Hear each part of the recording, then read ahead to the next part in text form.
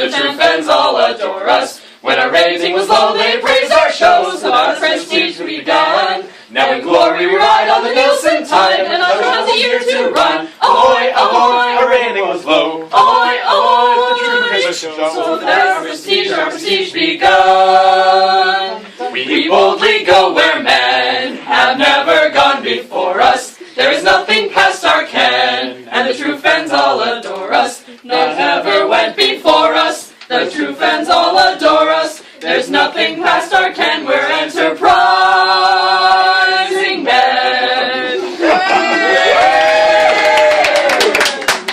Captain's log. Stardate 6808.9. Our instruments have detected a mysterious object in this empty region of space. We are beaming it aboard for examination. Heydt, this is the beam. The mysterious object we detected. What a strange, shaggy creature. Tell me, strange, shaggy creature. What are you? And how did you happen to be floating in this empty region? Call me Stackstraw. I am the lone survivor of a dreadful catastrophe. So dreadful a catastrophe indeed that I cannot bear to discuss it. But pray tell me, what ship is this? I am. Who are you? I am Captain James T. Kirk. And this is the United Starship Enterprise. Kirk! Did you say James Kirk? Yes, I did. Does this name mean something to you? No. Very well then. No, it is a strange, outlandish name. Doubtless peculiar to your race. Please continue telling me about yourself and your crew. Gladly. I am the captain bold in space. I have a most heroic face. Of captains I am by far the best. And we are the yeomen and the nurses and the rest. And we are the yeomen and the nurses and the rest. The yeomen and the nurses and the rest. When on the bridge I ride, my biceps swell with pride. I dismiss my foemen with a scornful jest. And so do the yeomen and the nurses and the rest. And so do the yeomen and the nurses and the rest. The yeomen and the nurses and the rest. But when the phasers flare, I sit frozen in my chair, and I rely on my second in command to meet this test. And so do the yeomen and the nurses and the rest. And so do the yeomen and the nurses and the rest. And so do the yeomen and the nurses and the rest. The yeomen and the nurses as related in these verses and the rest. Ah, yes. The yeomen and the nurses and, by all means, the rest. Tell me, Captain Kirk, are all the women of your race so beautiful, or do you pick and choose your crew? This yeoman particularly. I've always been fortunate. The crew assigned me.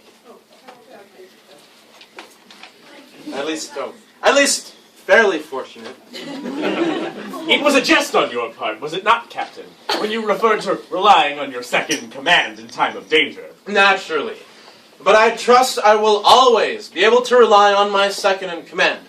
I have great faith in Mr. Spock's capacity for quick thinking and prompt action. Which is Mr. Spock?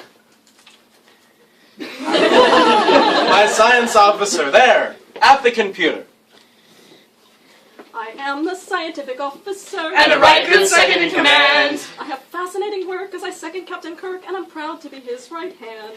He has fascinating work as he seconds Captain Kirk, and he's proud to be his right hand. I can face a cosmic gale or a thing with fang and scale that would leave your hair in curls. I would feel an utter fool if I ever lost my cool. And I never look at girls. Not even on Omicron SETI 3? Well, hardly ever. Girls. Thank you, 3.1416 cheers for the science officer. 3.1416 cheers for the officer with pointed ears. Hip hip! Hooray! Hip hip! Hooray! Hip hip! Hooray! Hip hip! Yeah. Him? You've got to be kidding. That was the residual 0.146 or 1416 of a cheer. Though your admiration is gratifying, its expression is irrational. I see what you did there. Your first officer is obviously highly loyal to you, Captain, and I have no doubt of his ability. But I was asking you about yourself. Do you ever feel fear as you sit in your command chair before a battle? If so, I overcome it. Is there nothing in this world that strikes terror in your heart? Nothing!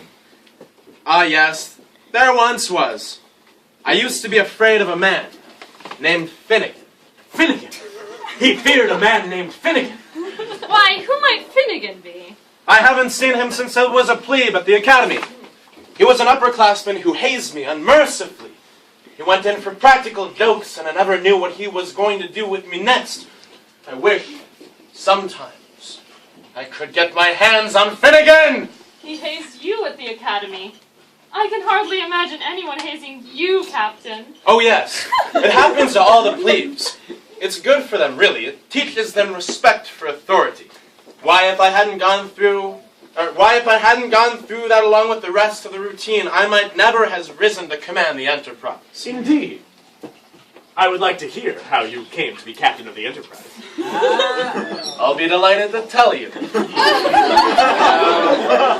I was a plebe, they all hazed me, for that's the way at the academy. I learned to respect all kinds of brass and polished up the buttons of the upper class. He polished up the buttons of the upper class. And polishing the buttons made me so wise that now I am the captain of the Enterprise. And polishing the buttons made him so wise that now he is the captain of the Enterprise.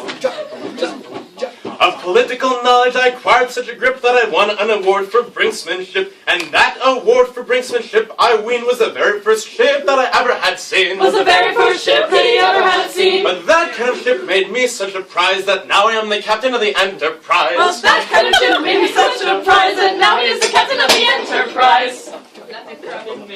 When I first got leave in Venice Port, I took up the local indoor sport, and I found I could attract the girls so well that right away my head began to swell. That's right away your head began to swell. But my head didn't reach its present size till I was made the captain of the Enterprise. Till he was made the captain of the Enterprise. Yes, dear Captain Kirk. Now you command the Enterprise, and we are all sure that we could have no better captain than you. Perhaps. But sometimes I think I might have preferred a different ship. Whenever this woman starts after me, I feel trapped. Mr. Spock! Yes, Captain? Take over the bridge for a while, will you? Yes, sir. Janice, Miss Brand, would you perhaps like to take a glass of tea with me in the rec room? I have programmed the dispenser to serve it Leningrad style, almost as good as if it came out of a samovar. No, thank you, Mr. Chekhov. Oh,